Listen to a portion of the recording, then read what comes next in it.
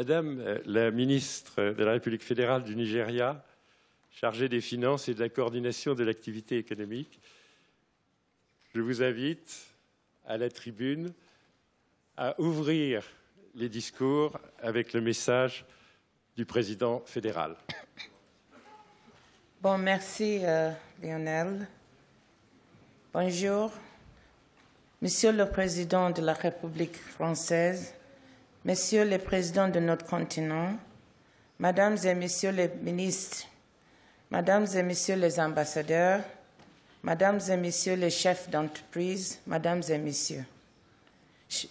Comme Lionel a dit, je suis ici comme représentant de Monsieur le Président de la République nigérienne, Président Goodluck Ebele Jonathan, qui ne peut pas être avec nous aujourd'hui parce qu'il est en pleine campagne électorale. Mais il m'a demandé de partager son discours avec vous. Alors que nous portions le deuil des victimes de bagarres et encore sous le choc de traitement inhumain infligé à des êtres humains par Boko Haram dans notre pays, nous avons appris la nouvelle des attaques de Charlie Hebdo. Il s'agissait d'un acte abominable. Nous partageons le deuil de tous les Français et nous nous réjouissons que le monde entier soit solidaire avec la condamnation de ces actes. Je souhaite aujourd'hui également rendre hommage à la mémoire d'un ami qui croyait beaucoup en l'Afrique, M. Christophe de Majerie, ancien PDG de Total, qui nous a quittés l'année dernière. Remercier M. Patrick Doyen, actuel PDG, qui réussit si bien à combler le vide que Christophe a laissé. Lorsque le terrorisme frappe un endroit, il frappe partout en même temps, et nous devons tous nous résoudre à combattre la terreur au niveau national, international et mondial. Au Nigeria, nous nous sommes engagés à ce que les attaques de bagarre, mais aussi toutes les autres, en particulier contre nos filles et nos femmes, ne resteront pas impunies. Nos filles de Chibok et ceux qui les ont enlevées ne seront pas oubliés. C'est pour cette raison que nous avons redoublé des efforts pour attaquer Boko Haram conjointement avec nos voisins, et nous n'aurons pas de répit jusqu'à ce que notre peuple soit libéré de ces fléaux. La France joue un rôle très constructif dans l'effort régional entre le Tchad, le Niger, le Cameroun et le Nigeria, et nous en sommes reconnaissants au président Hollande. Vous vous souviendrez certainement que l'année dernière, j'ai appelé moi-même à une action régionale sur cette question. Le président Hollande nous a alors invités avec le Tchad, le Cameroun et le Niger à discuter une approche régionale. Je suis très satisfait que nous ayons renouvelé aujourd'hui ces plans d'action et que nous attaquions Boko Haram de plusieurs fronts. Nous sommes heureux que la force multinationale du bassin de Lac Tchad soit enfin lancée et nous souhaitons que la France poursuive son soutien dans le domaine technique et du renseignement. Nous apprécions également l'assistance de la France dans la lutte contre la prolifération des armes qui alimentent le conflit en provenance de Libye et d'ailleurs.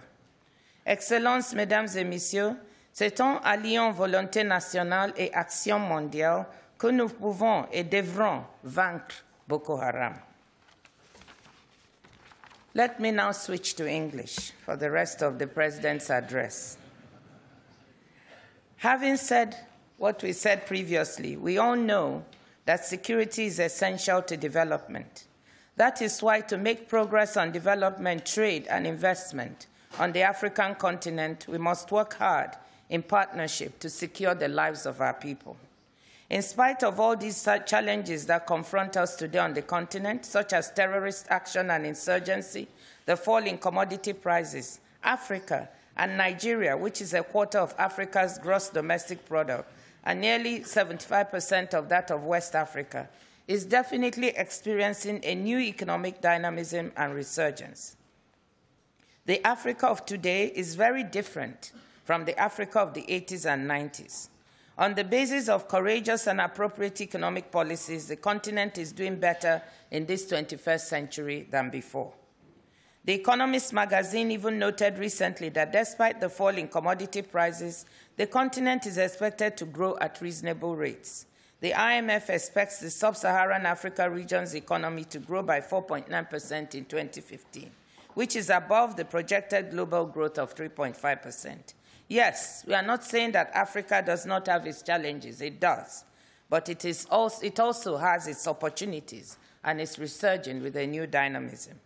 This new dynamism stretches to the way the continent views itself and its important partners. The old colonial divides are breaking down, and there's renewed cooperation across countries, such as we have in ECOWAS and in SADC.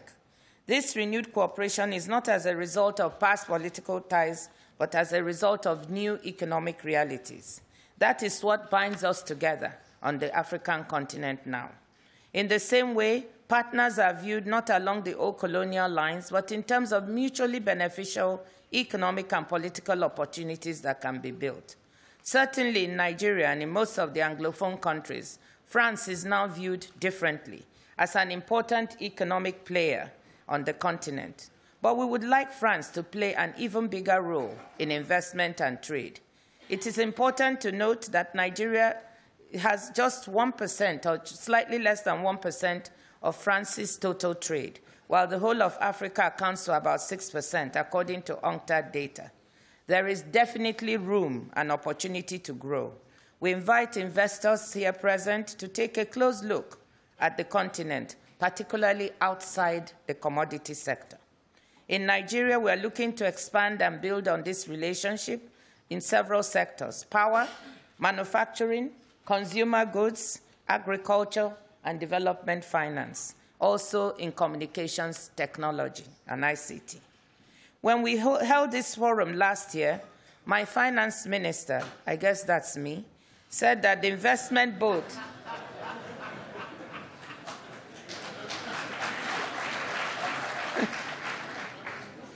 My finance minister said that the investment boat into Africa was departing, and if French investors did not jump on board, they would be left behind. I'm happy to announce that some progress has been made, and we are seeing that French investors are climbing on to the boat. We have seen CFAO, Michelin, Bouygues, Schneider Electric, Air Liquide, Peugeot, Total, and Lafarge continue to make investments not only in Nigeria, but in several other countries. The boat has now set sail with a significant number of French investors, but we think we need more. When that boat arrives at shore, we are going to send it back for a second load of investors. We are also proud of the Africa-France Foundation, which was just introduced to us by Mr. Lionel Zinsou. And we want to congratulate Mr. Zinsou for what he has done and what he has accomplished so far with this foundation, which will engage our young people in dialogue, partnership, and entrepreneurship. We are proud to have hosted the foundation's launch in Abuja, Nigeria, on March 30, 2014. We look forward to the activities of this organization. We are eager to start with you in Nigeria, and we congratulate the Ministry of Finance in France, the French business community, and His Excellency President Hollande for this achievement. Excellencies, distinguished ladies and gentlemen, I can tell you that the Africa-France relationship is alive, it is heading in the right direction, and if we work hard together, we shall succeed together. Thank you very much. Thank you, Madam Minister. Thank you.